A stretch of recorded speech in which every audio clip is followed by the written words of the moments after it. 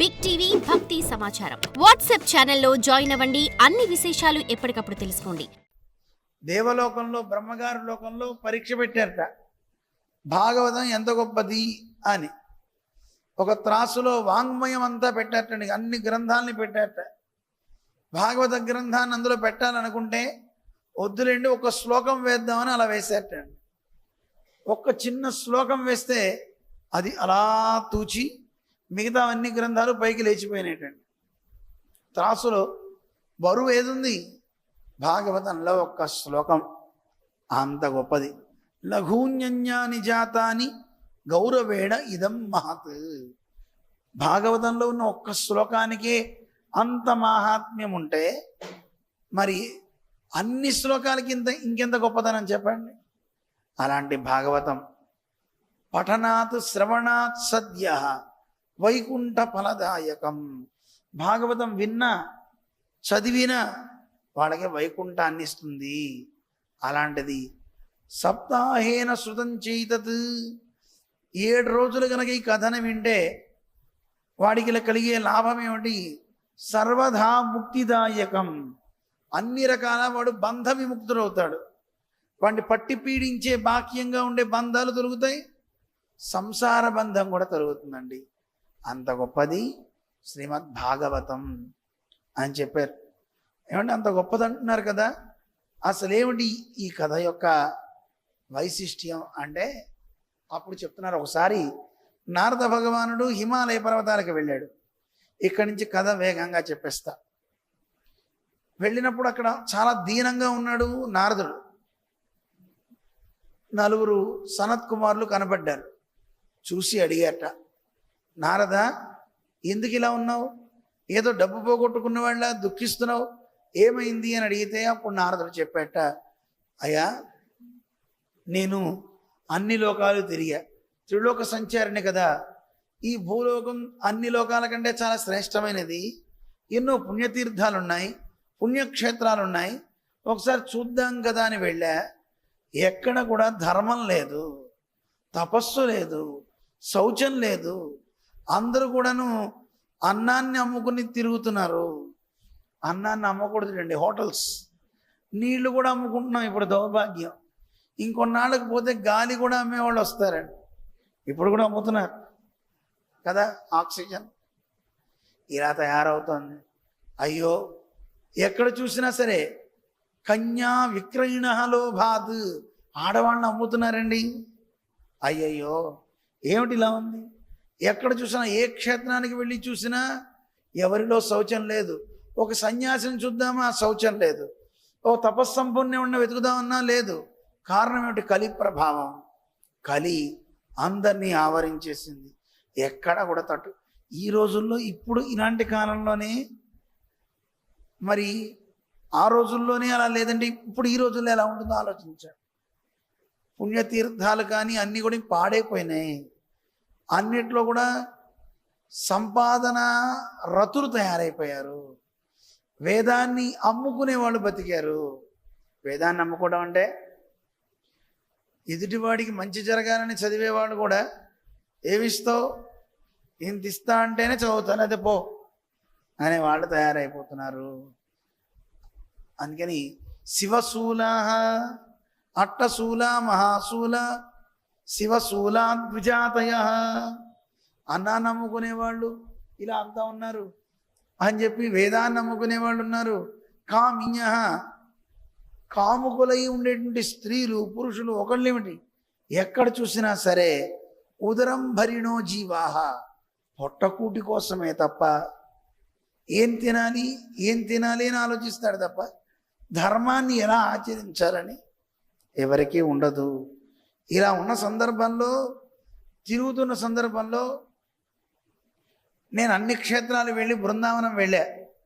బృందావనం వెళ్తే ఒక విచిత్రమైనటువంటి సన్నివేశం నాకు కనపడింది. ఒక స్త్రీ మంచి యవ్వనంలో ఉంది.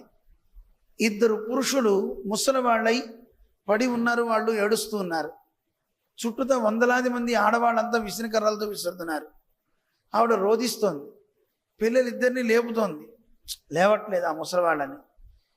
నేను అలా వెళ్తుంటే నన్ను చూసి నన్ను పిలిచింది. నన్ను నిద్ర లేపమా అంది. ఎవరమ్మా, ఎవరు వీళ్ళు, ఈ వృద్ధులు ఎవరు అని అడిగితే మా అబ్బాయిలండి అని చెప్పిందట. అయ్యో, నీ పిల్లలా? మరి ఎక్కడైనా సరే తల్లి యవ్వనంలో ఉండి పిల్లలు ముసలితనంలో ఎలా ఉంటారు అంటే ఏం చేయమంటారు? మేమెవరో చెప్తా వినండి. నా పేరు భక్తి, దీని పేరు జ్ఞానము, వీడి పేరు వైరాగ్యము. వీళ్ళిద్దరూ నా సంతానం, వీళ్ళిద్దరూ నా సంతానమై ఉన్నారు. చుట్టూ పరిచారకులుగా ఉన్న ఈ ఆడవాళ్ళు సర్వతీర్థాలు, అవన్నీ కూడా విసిరికరాలతో విసురుతున్నాయి. భక్తి పుట్టాలంటే ఎక్కడికి వెళ్ళండి? గంగలో మునగాలి, గోదావరిలో మునగాలి, కృష్ణలో మునగాలి కదా. అవన్నిట్లో మునిగితే కదా వచ్చేది. అందుకని ఆ నదులన్నీ వచ్చి ఇక్కడ సేవ చేస్తున్నాయండి, వీళ్ళని మేలుకొలుపుతున్నాయి. నేను కూడా ముసలిదాన్ని అయిపోయాను. నేను పుట్టడం ద్రావిడ దేశంలో పుట్టా, కర్ణాటకలో పెరిగా. ఇదిగో ఈ గుర్జర దేశం వచ్చాను, కర్ణాటక మన గుజరాత్ ప్రాంతం. ముసలితనం వచ్చేసింది, భక్తి లేదు అక్కడ అప్పట్లో. అయిపోయిన తర్వాత అన్ని క్షేత్రాలు తిరిగా, నాకు ముసలితనం పోలా. బృందావనంలో అడుగుపెట్టా, కృష్ణుడు సంచరించినటువంటి స్థానం. ఇక్కడ అడుగు పెట్టగానే నాకు యవ్వనం సంప్రాప్తమైంది అని భక్తి చెప్పింది. బృందావనంలో అడుగు పెడితే యవ్వనం వచ్చిందండి. మా పిల్లలు ఇద్దరు లేచారు కానీ మళ్ళీ పడిపోయారు. జ్ఞానం వైరాగ్యం ఈ రెండిటికి మెలకు రావట్లా. మీరు మంత్రవేత్తలు కనుక కాస్త మా పిల్లల్ని లేపండి. నారదుల వారు ప్రయత్నం చేశారు, అన్ని మంత్రాలు చదివారు, కమండంలో నీళ్లు చల్లారు, అయినా సాధ్యం కలగల. నారదుడు ఒక మాట చెప్పాడండి, అమ్మా నీకు ఒక మాట చెప్తా విను. భక్తి అంటే సామాన్యం కాదు. ఎవరి దగ్గర అయితే భక్తి ఉంటుందో ఆ భక్తి ఉన్నవాడి దగ్గరికి భూత ప్రేత పిశాచాలు కూడా వాడిని ఏం చేయలేవు. అంత గొప్పతనం అండి. పరమాత్మ యందు ఎవరికి భక్తి ఉంటుందో, న ప్రేతో న పిశాచోవా రాక్షసోవా సురూపివా భక్తియుక్త మనస్కానం స్పర్శని నా ప్రభుర్ భవేత్. వాడిని తాకడానికి కూడా ఎవరికి అర్హత ఉండదు, భూత ప్రేత పిశాచాలకి. భక్తి ఉన్నవాడికి అంత గొప్పతనం ఉందండి. భక్తి అంటే ఏమిటంటే ప్రేమ. దేవుడు అంటే ఎవరికి ప్రేమ ఉంటుందో వాడిని భక్తుడు అంటారు. ఆ భక్తుడిని చూస్తే చాలు అందరూ దూరం అయిపోతారు. దేవతలు ఏమో నమస్కారం చేస్తారట, ప్రణమంతి దేవతా, దేవతలు నమస్కారం చేస్తారు. అంత గొప్పతనం భక్తి కలిగిన వాడికి. ఆ భక్తి ఒక్కటి మనం సాధించలేకపోతున్నాం. అది మనకి భక్తి గురించి నారదు చాలా అద్భుతంగా చెప్తాడు. చెప్పమ్మా నీకేం పర్వాలేదు, మంత్రాలు చదివినా లేవలా, ఏం చేయాలి ఇప్పుడు అని బాధపడుతున్నప్పుడు ఆయనకు వచ్చిన మంత్రాలన్నీ చదివేశాడు. అన్నీ అయిపోయినాయి. పురాణాలు చదివాడు, వేదాలు చదివాడు, స్తోత్రాలు చదివాడు, లేవల. ఇంకా పైగా లేచి ఆవలించి మళ్ళీ పడుకుంటున్నట్టు వాళ్ళిద్దరు. జ్ఞానము వైరాగ్యం. నారదుడికి సిగ్గనిపించింది. అప్పుడు అశరీరవాణి ఆకాశం నుంచి వినపడి చెప్పిందట, సత్కర్మ సమాచార సుర ఋషే, ఓ నారద ఋషి, ఏమిటి సత్కర్మ అని ఋషీశ్వరులందరిని అడిగాడు. అందువల్ల ఎవరు అడిగినా నాకు చెప్పలేదు. ఏం చేయాలి అని చెప్పి దిక్కు తోచకపోతే ఏం చేస్తాం? హిమాలయాలు పోతాం. అందుకే నేను హిమాలయాలు వచ్చేసాను అని సనత్ కుమారులతో నారదుడు చెప్పాట. నాయన నాకు చెప్పండి సత్కర్మ అంటే ఏమిటి అంటే అప్పుడు వాళ్ళు చెప్పారట నవ్వి, సత్కర్మ అంటే కర్మల్లో 3 రకాలు ఉన్నాయి. యజ్ఞం చేయడం ఒక కర్మ, దానం చేయడం ఒక కర్మ, చదువుకోవడం ఒక కర్మ. దానికి పేరు జ్ఞాన యజ్ఞము. ఏమంటారు? మనకి యజ్ఞాల్లో రకాలు ఉన్నాయి కదండి.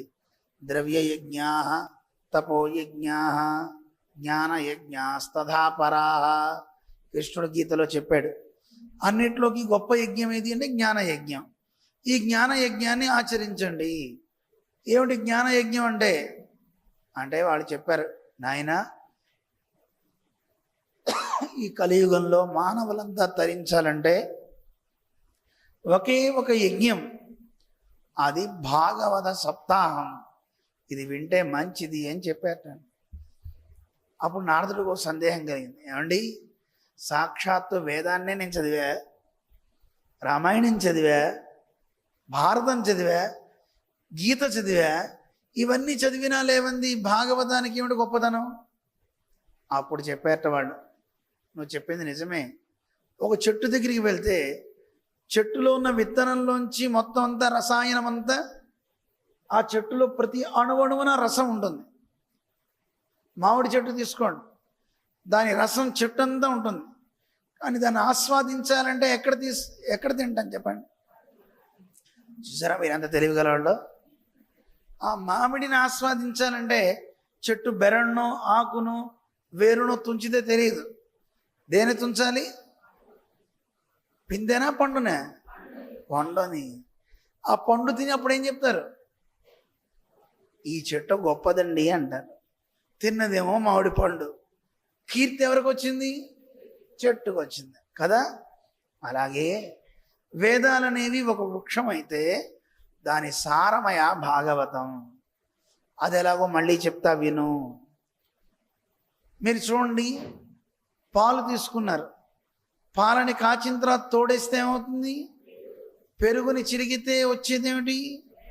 వెన్నని కరగబెడితే నెయ్యి. ఇప్పుడు చెప్పండి, యజ్ఞం చేయాలి అంటే అగ్ని మండడానికి పాలు పోయాలా, పెరుగు పోయాలా, వెన్న వెయ్యాలా? చూసారా మీకు ఎంత తెలివి ఉందో? నెయ్యి వేయాలి. సాక్షాత్తు పాలే పోసా కదండి. పాలు గొప్పదా, ఇప్పుడు నెయ్యి గొప్పదా? నెయ్యే. పాల సారం నెయ్యి, పాలల్లోంచి వచ్చింది నెయ్యి. కానీ అగ్ని మండడానికి నెయ్యి ఎలా ఉపకరిస్తుందో, పాలు ఎలా వాడము, అలాగే వేదాల్లో ఉన్నటువంటి సారమైన ఈ భాగవత కథ సారతమమయ. ఈ కథ వింటే అంత గొప్ప ఫలం కలుగుతుంది అని చెప్పాక వెంటనే భాగవత సప్తాహాన్ని చేయడానికి ఆరంభిస్తే దేవతలు సకల తీర్థాలు మనుష్యుల్లోకి వచ్చి ఆవహించేట. ఇప్పుడు మీరందరూ ఇక్కడికి వచ్చారు కదా, ఈ వచ్చిన కాసేపు మీలో మీకు తెలియకుండా కొన్ని భూతావేశాలు ఉన్నాయండి. ఉండవా? సకల దేవతలు మిమ్మల్ని ఆశ్రయించుకుంటారు, నన్ను ఒకళ్ళు ఆవహిస్తారు, వినేవాళ్ళని ఒకళ్ళు ఆవహిస్తారు, చెప్పేవాళ్ళ లోపలికి శ్రీశుకుడు వస్తాడట, వినేవాళ్ళలో ఒకళ్ళలోకి పరీక్షిత్ వెళ్తాడట. అలాగే తరించాలనుకునేండి వాళ్ళందరూ కూడా దేవతలు, సకల తీర్థాలు కూడా మనుషుల్ని ఆవహిస్తాయట. ఆ దేవతల్లో జ్యేష్ఠాదేవి కూడా ఉంటుందండి. ఎవరు? ఆవిడ. అందుకే ఆ జ్యేష్ఠాదేవి ఉన్నప్పుడు చక్కగా కొంతమంది అలా గుర్రు తీసి నిద్రపోతుంటారు. వాళ్ళని చూసి ఒకళ్ళు అన్నారు, అది ఊరికి నిద్ర ఎందుకు పోతామని. వెంటనే ఆవిడ తణుకోకుండా చెప్పింది, ఇందాక గురువుగారు చెప్పారా లేదా దేవతలు వస్తారని? నా దగ్గరికి నిద్రా దేవత వచ్చింది, కూర్చుంది, నేనేం చేయను కదండి. అందువల్ల సకల దేవతలు మనుషులను ఆవహించి కూర్చుంటారట. అయిపోగానే మళ్ళీ వాళ్ళు దేవుడి దగ్గరికి వెళ్ళిపోతారు. మళ్ళీ తర్వాత రోజు ఎవరు కూర్చుంటారో వాడి దగ్గరికి వస్తారు. వచ్చి వాళ్ళలో ఉండి ఆ కథని విండి, అటు వాళ్ళు తరిస్తారు, ఇటు మనము తరిస్తుంటాం. అంత గొప్పతనం అండి భాగవతం అంటే, సామాన్యం కాదు. అటువంటి భాగవత కథ భక్తి, జ్ఞాన, వైరాగ్యాలకి యవ్వనం వచ్చిందట. చక్కగా ఆడుతూ యవ్వనాన్ని పొందాయి అని కథ చెప్పారు. For more videos like this, subscribe Big TV channel.